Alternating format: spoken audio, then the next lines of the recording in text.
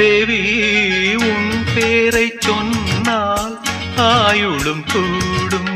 போதும் கேலி வாவா தேவி, கண்களில் ஒன்று பார்க்கின்றது, உன்னிடம் பேரே கேட்கின்றது. மாலை வழங்கும் நேரம் நெருங்கும், நான் வந்து பெண் பார்க்க நீ என்று மண் பார்க்க.